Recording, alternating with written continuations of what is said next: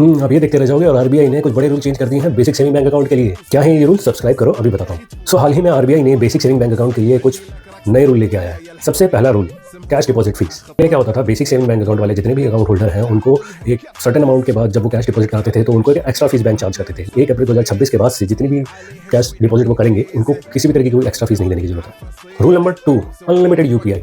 पहले क्या होता था कि मंथली या फिर डेली की एक सर्टेन अमाउंट की लिमिट होती थी यूपीआई ट्रांजैक्शन पे, लेकिन 1 अप्रैल 2026 के बाद से ये लिमिट हटा दी जाएगी और आप जितनी चाहे यूपीआई ट्रांजैक्शन कर सकते हैं। तीसरा रूल, फ्री सर्विसेज एक्सपेंडेड। जी हाँ, यानी कुछ जो सर्विसेज होती थी जिनके लिए आपको एक सर्टेन अमाउंट की फीस देनी पड़ती थी, अब वो फीस आरबीआई ने हटा दी है। 1 अप्रैल 2026 के बाद से जैसे कि ATM, chequebook, internet banking, mobile banking, इन सब के ऊपर बैंक्स कुछ फीस लगाते थे, लेकिन अब से जब आप नया अकाउंट ओपन कराएंगे तो एटीएम और चेकबुक हो गए जैसे और मोबाइल और इंटरनेट बैंकिंग हो गए, इनके ऊपर आपको कोई चार्ज नहीं लगेगा। चौथा पॉइंट, अकाउंट ओपनिंग को सिंप्लीफाई कर दिया है।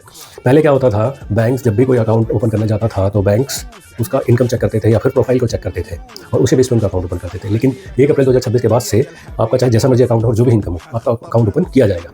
पांचवा रूल, ओनली 1 बीएसबीडी। पहले क्या होता था, बैंक्स एक से ज़्यादा बीएसबीडी अकाउंट भी अलाउ कर देते थे, लेकिन 1 अप्रैल 2026 के बाद से आप एक बैंक में सिर्फ एक बीएसबीडी अकाउंट ओपन करा सकते हो।